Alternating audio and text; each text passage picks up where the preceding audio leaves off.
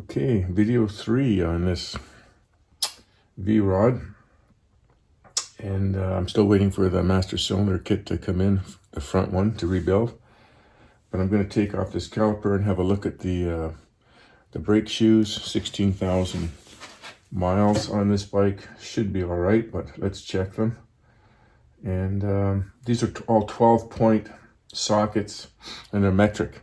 This one's 10 mil, because I have standard sockets and they won't fit into a 12-point, but I don't have any metric ones. But I got a 10mm 12-point wrench on there, and I don't have a 12.7mm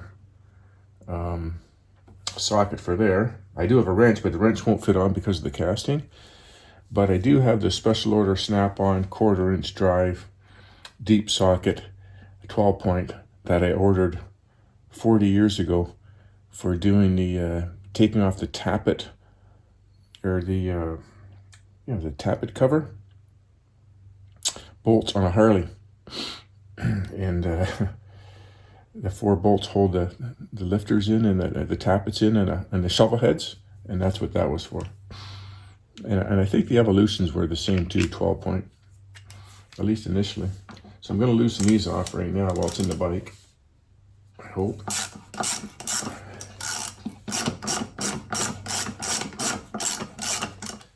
Yeah.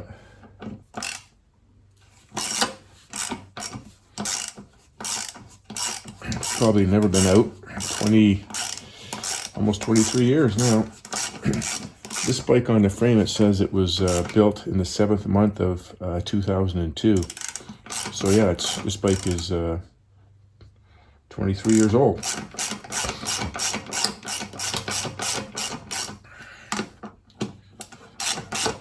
Okay, those are loose enough to get off, but I still got to take this caliper off. These 2 bolts here hold the caliper together. These just hold them to the... and I used to have a long one of these. I can't find it. I'm going to take a hammer to that.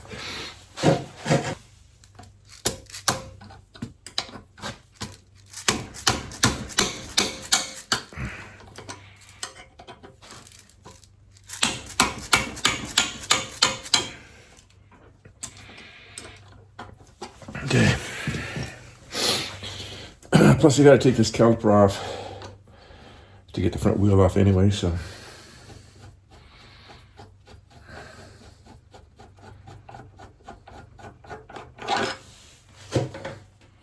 It looks like mint condition there.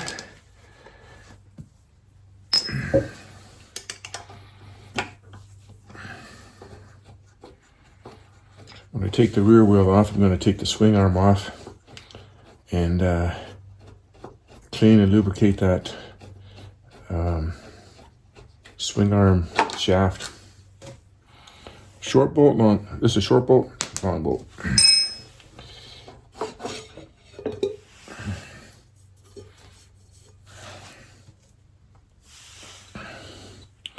I don't know if you can see there, but this pad's worn down pretty good right there. It's down to, I would say, 1/8 of an inch at the most, maybe less than that at the top.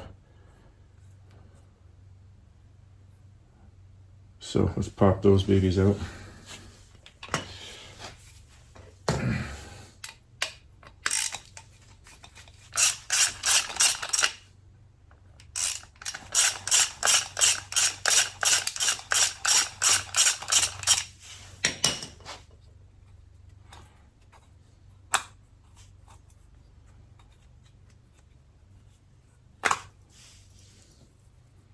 Those need a good cleaning.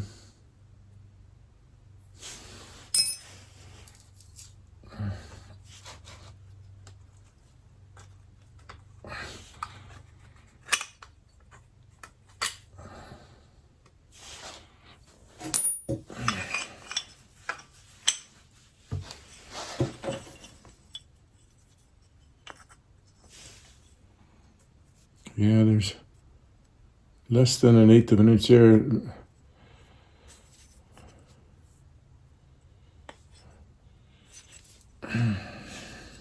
More than a 1/16, but less than 1/8 of an inch there. So I think we'll get some new pads for sure.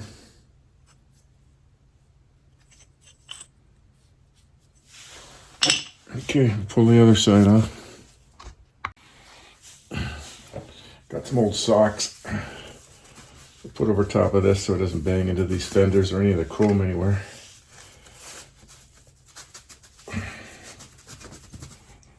There's that.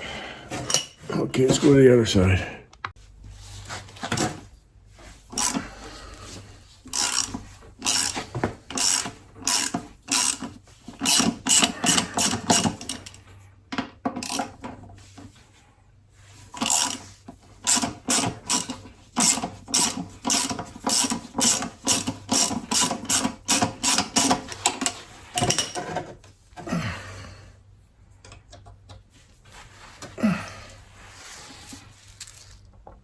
I'm going to get a 12-point socket for these so I could torque them properly.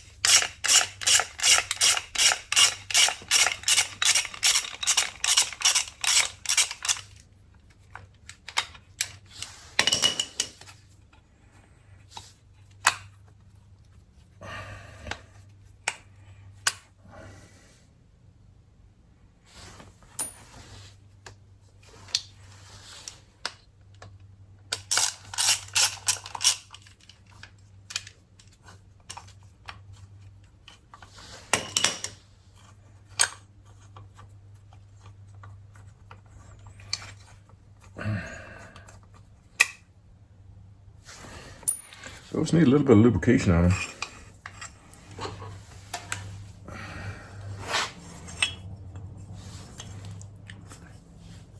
If you can see that there, very little left on there. The other pad has quite a bit more. But yeah, it needs new brake pads.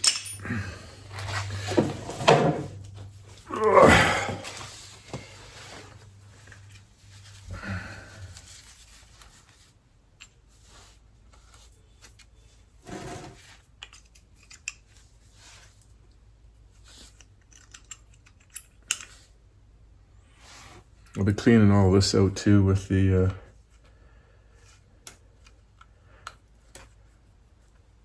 brake cleaner.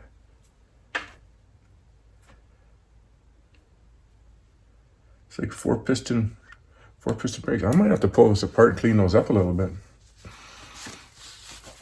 We'll see.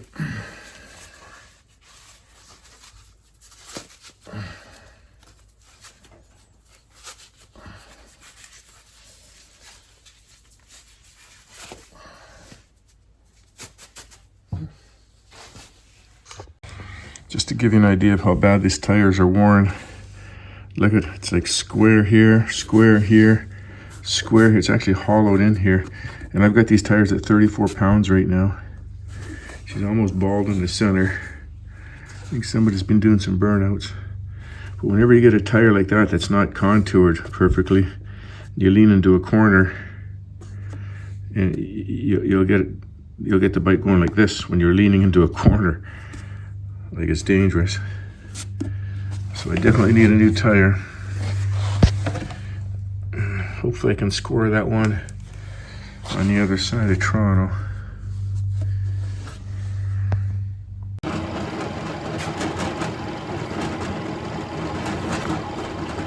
180.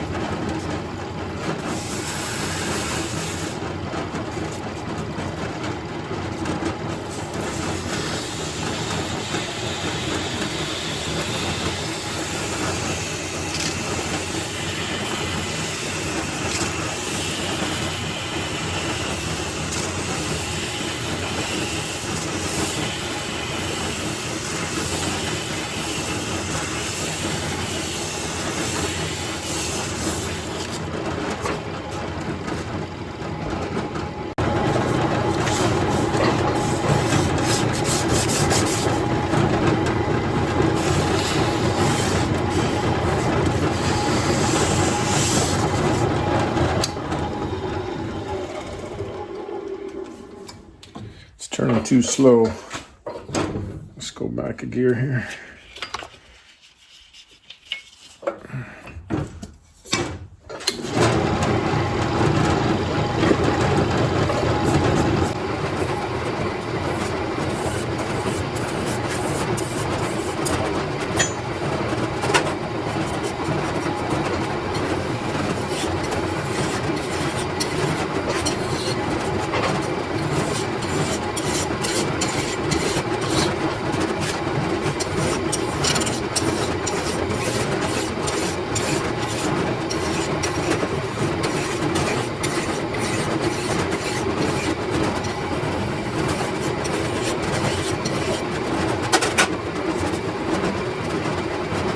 Big.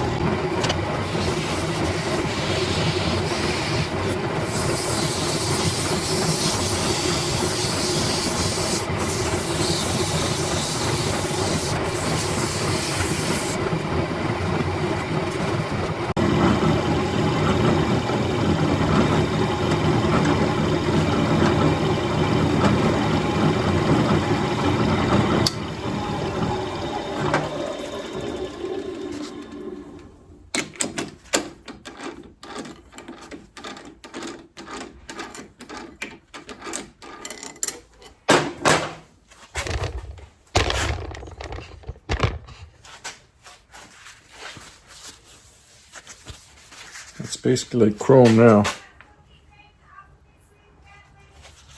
Just like chrome.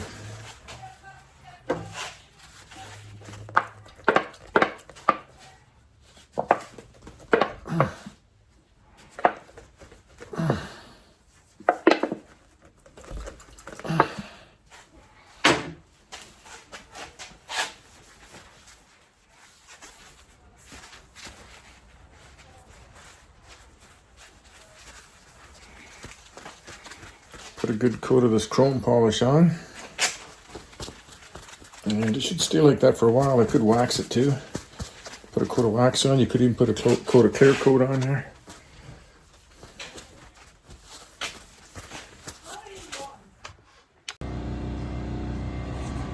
Got the wheels off.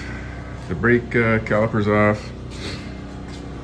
The shocks are off. These bolts were seized in here pretty good. What I do is I put the Allen socket in here and I hit it with a hammer 3 or 4 times to shock it. And then what I had to do was grind down my socket. This one here, you can see I freshly ground that one down because they start to get beveled on the end. And I actually took more than a 1/16 of an inch off that, probably 3/32 of an inch off of that, I would say. Not an 1/8 of an inch, but I took quite a bit off because they get beat up and rounded over the years. I'll show you another one here. That's the one for this one. And the ends get rounded over, and then they start to stripping them out. Some of these I don't use at all, and some of them are really well used. They get rounded over. So I just take them on the grinder. I could have put it in my lathe, but I can't get over there right now. I just put it on here and I rotate it so it gets a nice flat edge on it. And so now I'm just cleaning up. This is off the rear, the pins off the rear caliper, and they're bone dry and rusty. The front ones are bone dry as well too. Bone dry, no lubrication on them whatsoever. And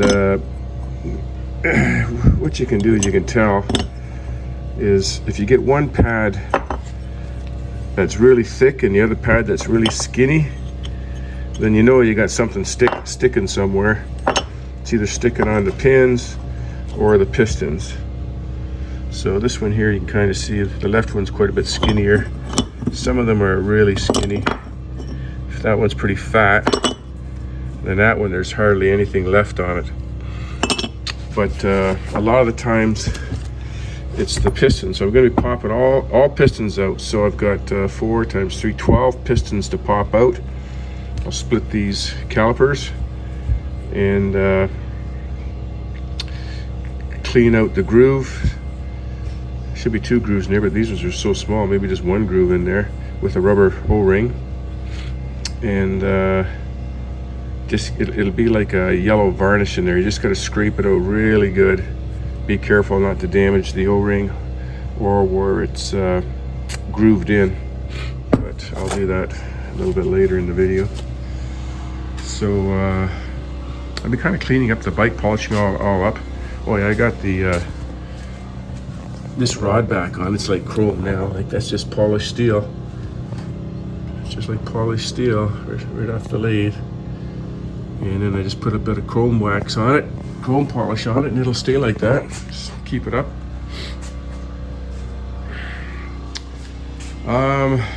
Still debating on tires. I'm searching left and right. Like I said, I found a really good used back tire, Dunlop, and it's 5 hours from here. I was just in Toronto on the weekend. I wasn't going to drive 2 hours there and 2 hours back to go pick it up. I've been trying to contact the guy, but the guy's just terrible for getting back to people.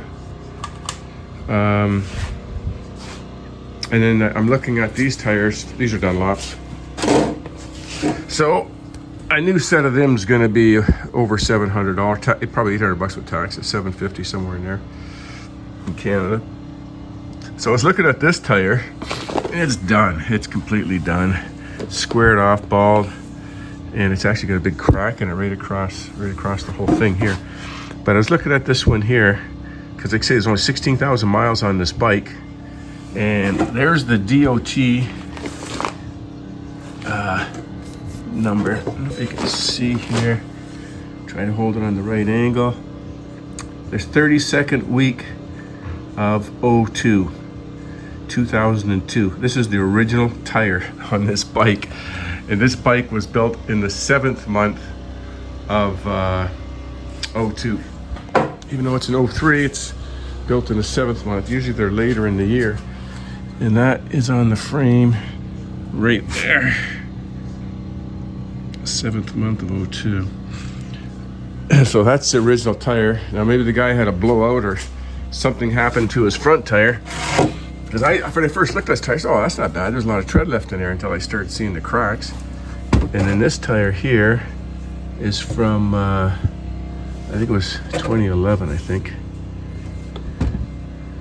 I can't remember, but it's still 2011. That's still 13 years old, and it's done. Yeah, where the heck is that number on this side? Yeah, right there. It says, you know, it says the DOT, Department of Transportation. Oh, my back is so, yeah, is it DOT? I can't. The lighting is terrible here. Let me get this down here. Yeah, DOT in the tire. Then this one here is in the 23rd. I'm backwards now.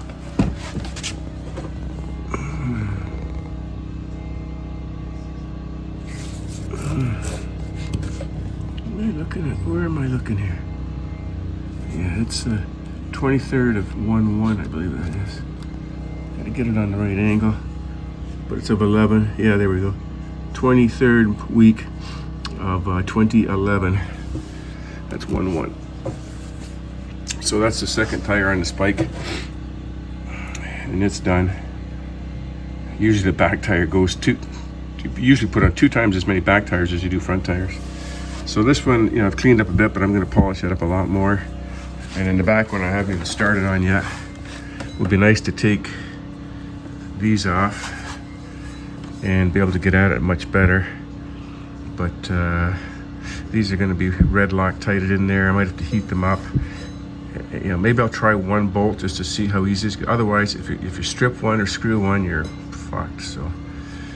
And then I could clean this up a lot better too. I'm thinking of replacing all the bearings too. All the bearings front and back are the same, and they all turn freely and everything, but there's a lot of corrosion and rust on them. Is this the one? No, the one on the, where is it? Polished this up too. Look at that, how that came out. This was all calcified all around there and in here too, and that's just polishing it up with this stuff. So this bearing here too, it turns all right. It's a little stiff. I'm sure I could pop these out and flush them out and repack them, but I'm gonna see what the price is of, I think I would need 6 of them. 6 new bearings. I got 1 there, 2 in the wheels, 3, and then 4, 5. Yeah, I think I would need like, or 5. I think I might need 5 bearings. I gotta check that out. Okay, that's where we're at for now. The brake pads won't be until next week, so. And I've still got to figure out the tires. You can probably hear my generator running in the background. I had to take the carb off because it was all gummed up.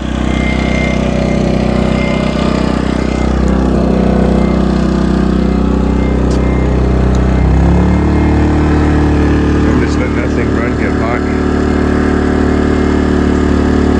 Trying to cycle it. Low speed to high speed.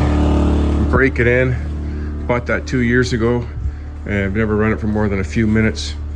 And when I shut it off, I shut the fuel off and let it run dry, and somehow it still got gummed up in there. Like, that pissed me off. So for now on, I'm draining that carb, shutting the fuel off and draining it. Yeah, I've been sick for the last couple days too. Okay, that's it for right now. I tried to take the swing arm shaft out. It's got a nut on this side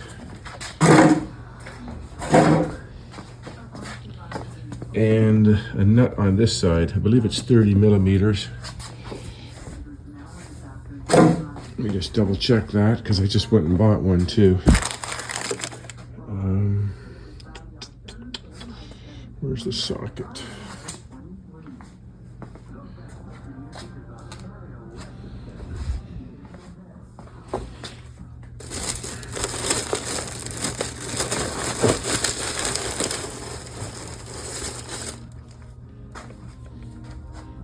Check this one here.